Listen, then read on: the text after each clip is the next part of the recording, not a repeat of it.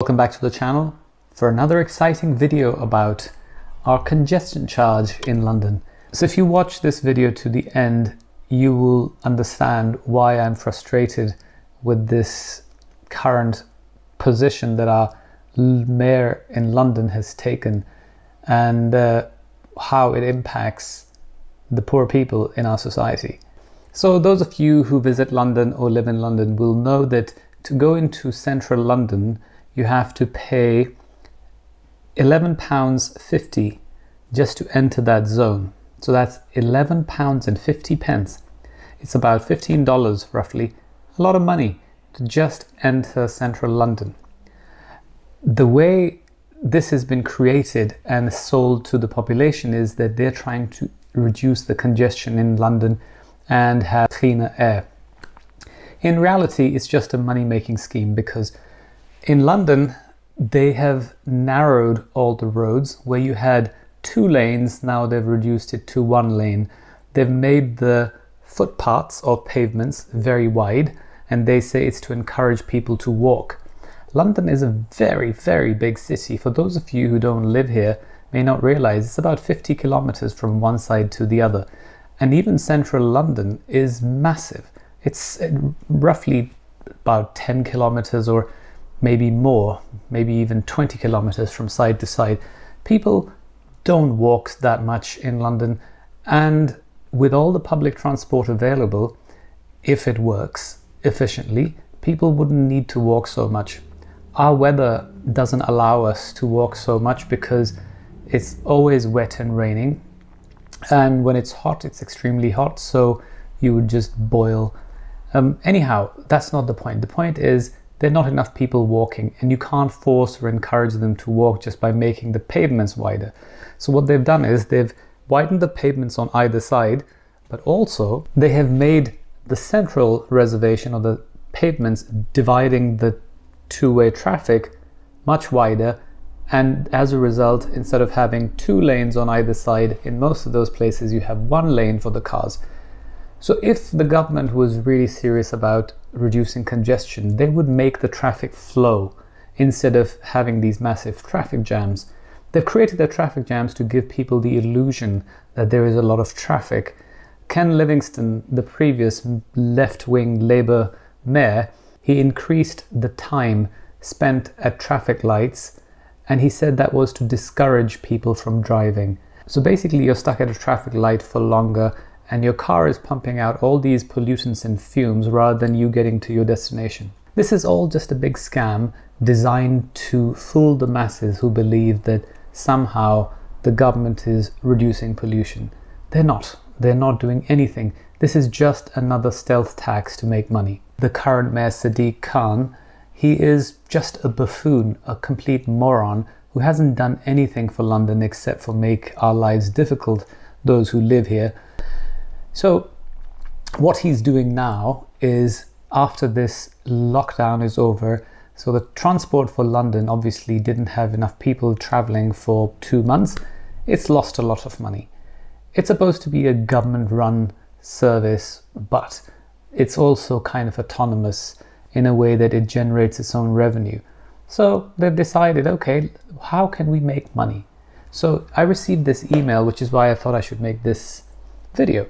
It reads, as part of our plan to help London reopen carefully, safely and sustainably, the London congestion charge and ultra low emission zone and the London-wide low emission zone have been reinstated. So they had disabled them for the coronavirus lockdown period because obviously there weren't enough cars driving, and they were pretending that they're helping the essential workers to get to work. And it says, this is to discourage unnecessary journeys by road to help reduce pollution and congestion on London's roads. So unnecessary journey. I don't know how many people just get into their car and think, right, I'm going to go get stuck in central London traffic for 2-3 hours because I just feel like going out into central London and being stuck in traffic and burn fuel and damage my car. People who go there for a reason, to do some shopping or to do some work or anything that is really important.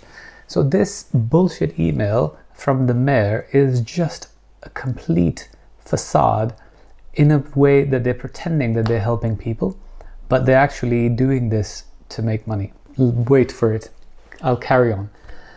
As an existing auto-pay customer, the congestion charge will be automatically applied to your account if you drive within the congestion charging zone. So I have set up on my car the automatic congestion charge payment. So if I go into the zone, it takes the money automatically. And also, if your car produces more pollution than necessary, on top of this congestion charge, there's an ultra low emission zone charge, which is £12.50. So you pay £11.50 to get into central London or drive into central London by car.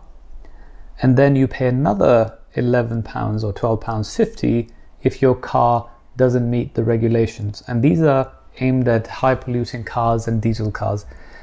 Let me remind you, it's the same people who supported having diesel cars, and they told everyone we should have diesel cars. Diesel is the way to go. It's the cleanest fuel, because I can guarantee that these left-wing politicians were in the pockets of car manufacturers or oil suppliers or something to do with the diesel fuel, because they all were supporting it so much.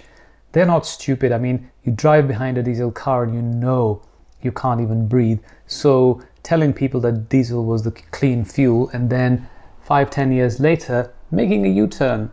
So this is all just a big scam. And it says further down, to encourage walking and cycling, TfL proposes to implement a number of temporary changes. When has there ever been a temporary change to any tax increase? They are always permanent. After a while, people get used to it and no one complains. So what they're saying is that they're going to increase the charge from £11.50 to £15. Okay, so this is just to enter central London. This says currently the congestion charge operates between 7 a.m. to 6 p.m. So, and it's on weekdays, but they're saying extending its hours of operation between 7 a.m. until 2200, so until 10 p.m. at night, 7 days a week. Closing the resident discount to new applications, so people who live there are not going to get discounts, so you're stuck. If you happen to have a house in central London, you're screwed basically. And removing the auto-pay discount. So currently, if I've got an auto-pay system, instead of paying £11.50, I think I pay £10.50, so I get a £1 discount or something. And so they're removing that. Basically, this is just a way of making money, and they're saying this will come into effect from the 22nd of June, and it's going to be there. Okay, it doesn't even say how long it's going to be there for. It just says temporary changes. This could be there for 6 weeks or 5 years. They could just keep it open. So basically, our Mayor Sadiq Khan is showing his corruption through this. Once again, I am so sick of these left-wing mayors and politicians who come and destroy our cities and our countries, and then they disappear and we have to pick up the pieces. Ken Livingstone, the last guy who came before Boris Johnson, ruined London, and he put all these buses called bendy buses, so 2 buses connected together with the little flexible thing in the middle, and that was to go through London, and he was saying, I am saving the city and reducing pollution. Those buses killed people, they got stuck in various places, created havoc on the streets of London, traffic jams, and then millions of pounds wasted. Those buses disappeared, sold them to some other country for peanuts. What happens to all the money that these people waste? There is no accountability. No one goes to jail for destroying our city or going through public funds like it's their personal money. And then when they start running out of money, they put these stealth taxes. This isn't democracy.